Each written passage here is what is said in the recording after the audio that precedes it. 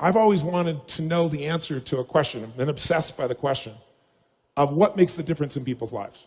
I was not popular in school. I loved people. So I was passionate about figuring out what's the difference in people. Why is it that some people are given everything? The type, they really do have parents that love them, that are there for them. They have tremendous educational background. They have all the economic resources, and they end up spending their life going in and out of rehab. They had all the resources. And then you meet somebody who's been, abused, or no one's been there for them, or they've been physically abused or sexually abused, or the worst things you could possibly happen to a human being. And they turn out to be some of the finest human beings you'd ever meet in your life, who are out there working to help other people and make a difference. So we all want to believe that our lives have turned out because of our biography.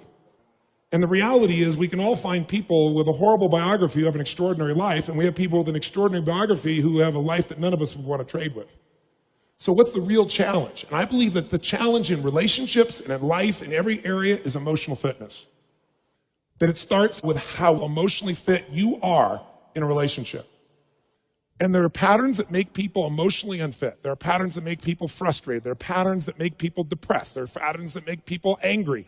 There are patterns that make people feel sorry for themselves. And there are also patterns that make people compassionate, playful, physically passionate, emotionally strong. There are different patterns, and they stand out to you when you've been around that many people. So I've had now 50 million people get my books and tapes, but I've been with 3 million people face-to-face from 80 countries. And when you're around those many people, the pattern becomes clear. And I've been able to use those patterns, and that's what I want to kind of expose you to tonight. And frankly, I think these patterns are common sense. But, how many of you notice that common sense is not too common? Everybody's like, oh, yeah, that's simple. But, a lot of people say, I know this stuff. Well, if you're not doing it, you don't know it. You understand it. And understanding and $3 will almost get you a cup of Starbucks these days, It's really nice to understand things, but that doesn't change anything. You got to get in your body and actually do it. But I've learned enough of these patterns that now, over the last, 20 years or so, of the 30 years of my career, I'm the guy that gets the call when the fire starts. When the athlete is burning down on national television and something's got to be done right now to turn them around. And, I either get them or I don't. And for 30 years, I've gotten them. That's how I've built my reputation. And that you've got to produce results right now. And I'm able to do that because of an understanding of these need structures I'm going to talk to you about. Or I get the call when the child is going to commit suicide, or the adult. And in 30 years, knock on wood, I've never lost one suicide in 30 years. That doesn't mean I won't someday, but I never have, not one single time out of the thousands of suicide attempts. And it's again because of understanding these needs I'm going to talk to you about. I get the phone call, in the middle of the night, true story, and it's the President of the United States saying, Tony, they're going to impeach me in the morning. What should I do? And I say, could you have called me sooner? True story, So in the experience of looking to make those changes and looking at how to change, same thing in relationships, couples that are gone. The films that I wanted to make with Chloe, I said, let's not make films with couples that have troubles. Let's make couples that look like they've gone beyond the edge. By anybody's estimate, there's no way to turn it around. Because by that extreme, when someone watches the film, they look at their own life and they go, oh my God, these people can do it. And they did here, I could do it too. That's the contrast we want. But the basis of all that I do comes down to knowing that the difference in your life, your relationship, your physical life, your emotional life, any aspect of your life comes down to this sense of psychological strength or emotional fitness. And what I mean by that is this. Discipline never works long term. Never. What works is when you become addicted to something positively new. You trade one addiction for another. When you shift from having to doing something to wanting to do something. So our focus is how to make that happen. But I'd say this to you. If you want to change a relationship, the number one thing you have to do is master your own emotions. If you don't do that, forget it. There's no hope. And what's wonderful, though, is it's easy to do if you know how. But none of us have ever been taught really emotional leadership. Emotional management is the very minimum, much less how to direct and shape ourselves. I don't mean faking your emotions. I don't mean pushing them down. I don't believe in positive thinking, although you may think that from watching, some of the media coverage. I am not into positive thinking. I'm not here tonight to tell you to go to your garden and say, there's no weeds, there's no weeds, there's no weeds, there's no weeds.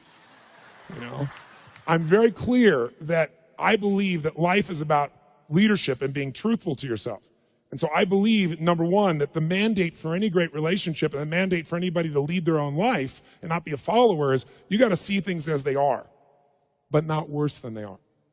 Because that's where most people go. That's where they go in relationship. That's why they start to tear it down. That's why the relationship starts to break down, because people get scared when it isn't working out. and then they make it worse than it is so they don't have to try. Because they don't want to try again and be disappointed. They don't want to feel that sense of rejection. They don't want to feel that sense of failure. So most people make it much worse than it is. People tell me all the time, oh, I'm skeptical or I'm pessimistic. I say, no, you're gutless. It takes no guts, it takes no courage to be a pessimist, to say it's not going to work, to try to find out what's wrong. What's wrong is always available. It's always what's right. So I'm not into positive thinking, but I am into intelligence. And intelligence says, see it as it is, don't make it worse than it is. I mean, people all the time say, my problem is I'm big bone. No, you're freaking fat. Tell the truth. You know, what is this big bone story? You know, the only way it gets better is if you can see it as it is. Don't make it worse than it is. Don't try to make it so it's impossible to change. That's not true. It's not true at all. The second mandate, I think, to changing anything in your life, to leading your life, is once you see it as it is, not worse than it is, then you got to see it better than it is. Because that's the thing that's missing for most relationships. There's no vision. I mean, without a vision, in the Bible it says people what? Perish. And when a relationship has no vision for greater than where they are, that relationship is going downhill, if not destroyed. I believe that every relationship, every part of life, every part of a human being needs a compelling future. If the future's not more compelling than today could be tough, but if the future's compelling, we can get there. And that's what every leader does. And every one of you in this room, and I know some of you are here, I guess, from the general public as well, just for your own relationships, I really acknowledge you for. But I know that you're from the military here, I know there are therapists here, people from all walks of life. You're all leaders. What's your job? To lead. Your job is to help people see it as it is, not worse than it is. What's your job? Help them create a compelling future. See it better than it is, so there's a reason to give my all again. Otherwise, there's just no juice. There's no energy. Why? They'll go through the motions, complain with each other, not really believe it's going to work, and nothing will change. And then finally, the third step that we've all got to do if we're going to change our life or anybody else's is make it the way we see it. And that's where strategy comes in. I try to take things that are complex and make them as simple as possible.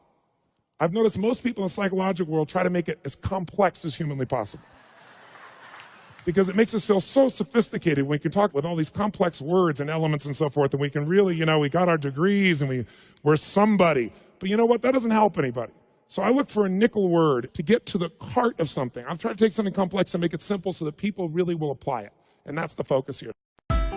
Thanks for watching. A like would be appreciated.